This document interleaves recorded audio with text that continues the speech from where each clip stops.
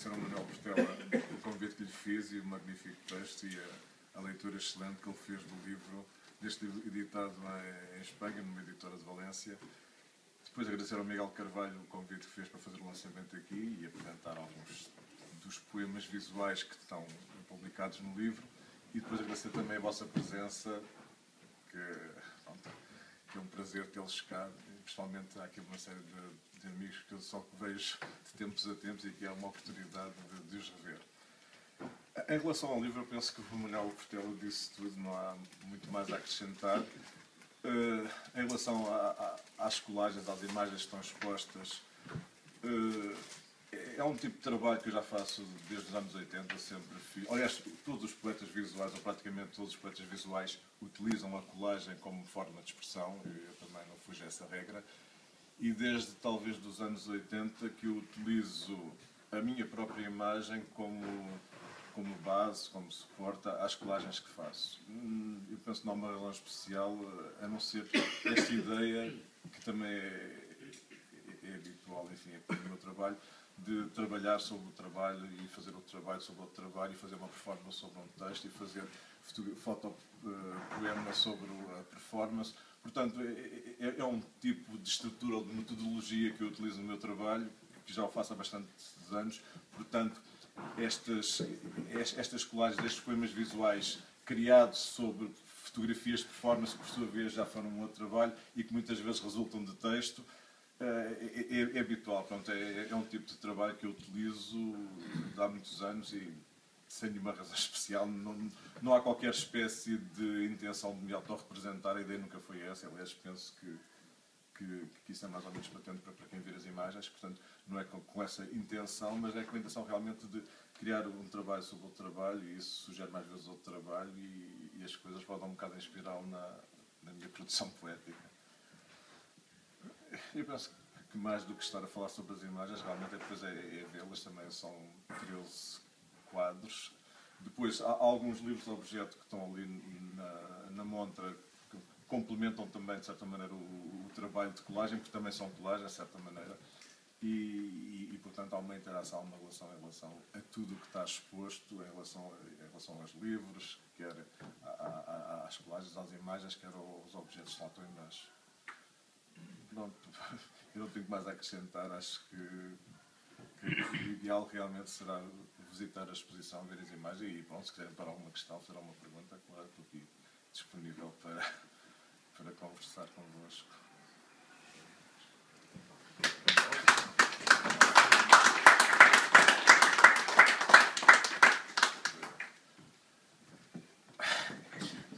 Então, não sei se não há questões a pôr, dúvidas, eu convido-vos a visitar a exposição e a verem os originais de alguns dos trabalhos que estão aqui representados no livro. Mas deixa as pessoas pensarem e ganharem coragem. Pronto. Pode fazerem uma pergunta. Sim. Claro, pergunta. Uma pergunta que eu gostava de fazer é em relação à cronologia destas colagens. São todas do mesmo período ou Não, são de vários períodos? São de vários períodos, algumas do final dos anos 80, a maior parte talvez dos anos 90 e do princípio dos anos 2000. Não há também... Elas não estão apresentadas cronologicamente. Aliás, tu pode referir-te a esse aspecto que realmente é interessante e que eu não tinha percebido. Pronto, com o meu trabalho, não estou a pensar, mas realmente aí consegue-se ver, apesar de não estarem cronologicamente apresentadas, consegue-se ver uma evolução da minha própria pessoa, realmente, porque há fotografias de performances minhas quando eu tinha 20 e tal anos, até às mais recentes. Isso, a minha própria imagem realmente vai mudando e há essa noção da passagem do tempo aqui no livro, que obviamente também não era de intenção. Eu gostava de fazer uma questão. Sim, claro. A poesia experimental no concreto tem sido um pouco subterrânea ao movimento, àquilo que se fala de poesia num país de poetas, não é? Constantemente a aparecer génios, semana a semana, publicam um livro e nós encontramos realmente com oportunidades de projeção que nunca nenhum escritor teve no seu tempo.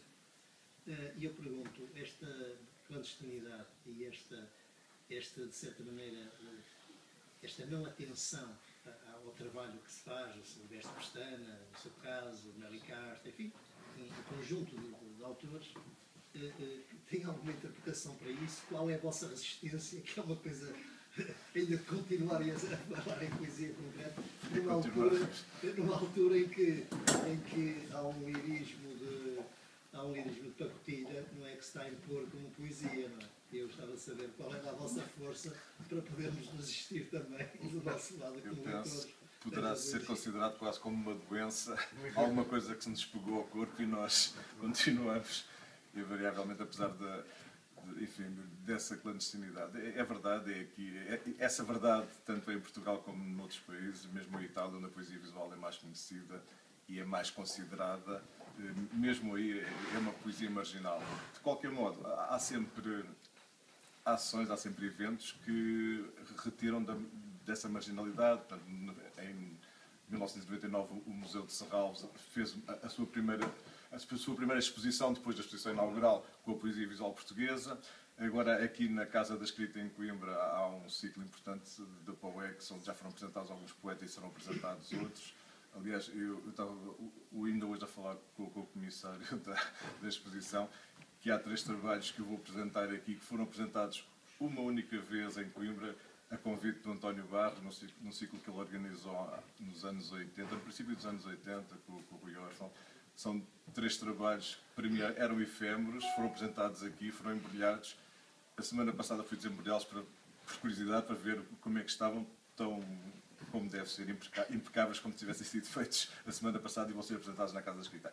Isto para dizer, pronto, que o meu trabalho também tem relação aqui com Coimbra já há muitos anos, há cerca de 30 anos, e em relação a esse aspecto clandestino, em alguns casos subversivo, a mim pessoalmente não me incomoda, quer dizer, talvez já me tivesse habituado a isso, mas de certa maneira até é estimulante, porque afinal de contas nós conseguimos fazer bastantes exposições, conseguimos apresentar o nosso trabalho em livros e catálogos, sempre com uma dificuldade muito grande, é certo, mas os convites vão surgindo, as possibilidades, as oportunidades vão aparecendo e vamos publicando. Todos nós temos publicações, bastantes exposições, e é um trabalho marginal, mas que vai sendo apresentado apesar de tudo.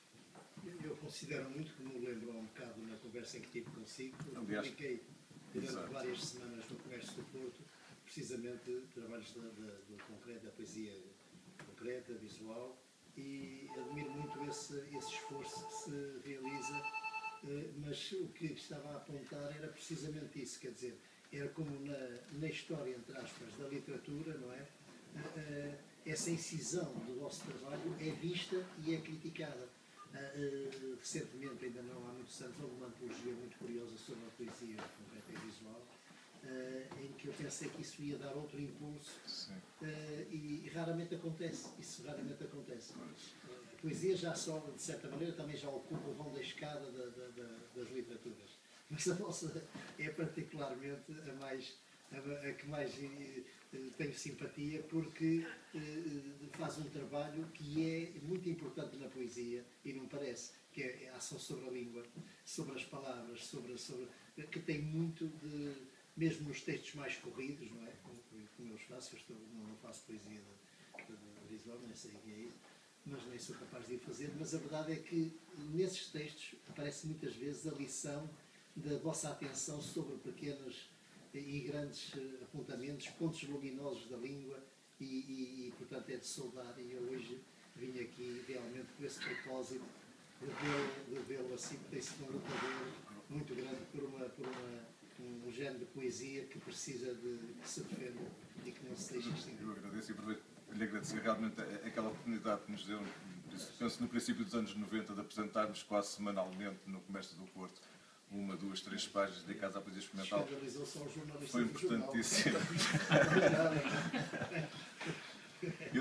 Eu também pensei que essa antologia que referi foi publicada em 2004, aliás está aqui o editor da antologia.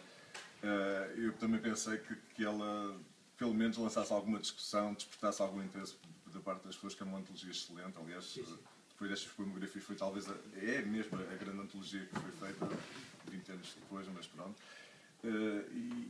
E realmente essa discussão, esse interesse, enfim, essa possibilidade das pessoas se interessarem não aparece. Para mim, esse assunto nem sequer é um problema. Eu continuo a fazer o meu trabalho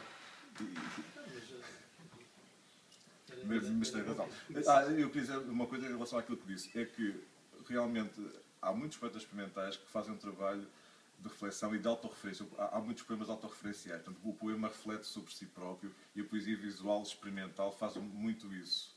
E isso é um aspecto interessante. Normalmente os poetas verbais, enfim, ou literários, como às vezes se chamam, não fazem tanto essa reflexão. Pronto, o poema existe, constrói-se por si próprio. Os poetas experimentais, já reparei, não só cá, mas por exemplo, estou a lembrar de um poeta uruguaio que faz muito esse trabalho de autorreflexão, em que o poema se autorrefere, se autorreflete, e é um aspecto interessante.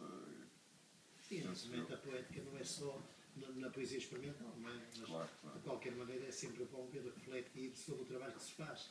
E já não estamos no tempo em que as pessoas fazem as coisas e digam, agora, cada um que veja o que está lá à frente.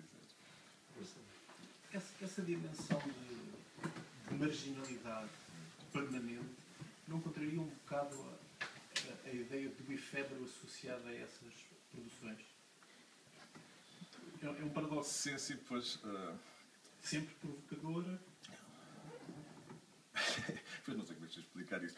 Realmente, o nosso trabalho também tem muito de efêmero, obviamente. Para todos nós nos dedicamos aos mais outros menos à performance e logo isso é um trabalho absolutamente efêmero, o que também contribui para que não seja tão considerado, enfim, como poesia, porque o nosso trabalho de intervenção poética, por ter essa componente de efemeridade, apesar de fazermos catálogos e livros, também contribui para que talvez não seja tão considerado, apesar da performance, enfim, de ter muito que se lhe diga também, porque neste momento há muita gente que já investigou sobre performance, há teses de mestrado e doutoramento sobre performance, e consegue-se perceber que realmente esse trabalho não é, enfim, aquela ação que se apresenta em 15, 20 minutos, mas tem mais qualquer coisa para além disso, ou pode ter, obviamente, não é?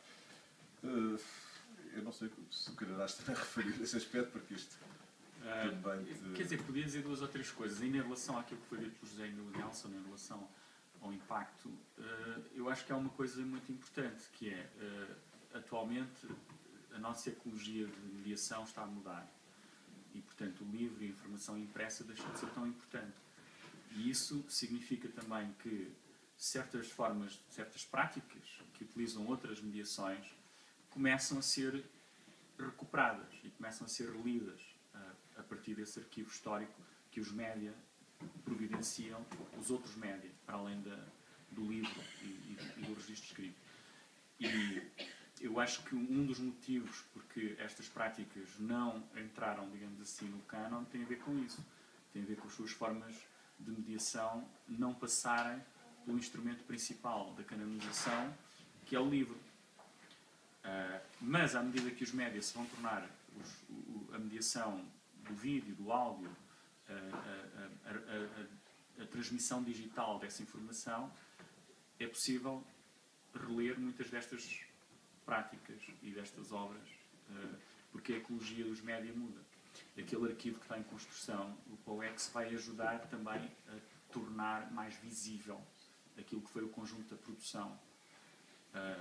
Agora, em relação à relação entre o efêmero e o marginal, é mais difícil de articular, não é? Quer dizer, há uma dimensão do trabalho da arte contemporânea que é jogar com o efêmero, não é? Portanto, é jogar com aquilo que acontece singularmente.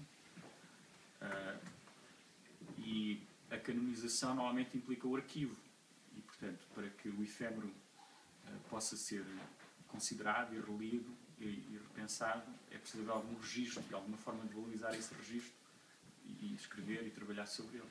Mas isto que o Fernando disse também é verdade. Nos últimos anos, embora aquela antologia possa ter parecido uma coisa isolada, eu acho que não foi, porque nos últimos anos tem havido muito mais pessoas a trabalhar, a pensar sobre estas práticas e estudá-las e a fazer o levantamento daquilo que se faz. Portanto, num certo sentido, eu acho que há uma história que ainda vai ser... Quer dizer, há uma história que que se vai modificar, que se vai rever. Não era tanto na relação direta entre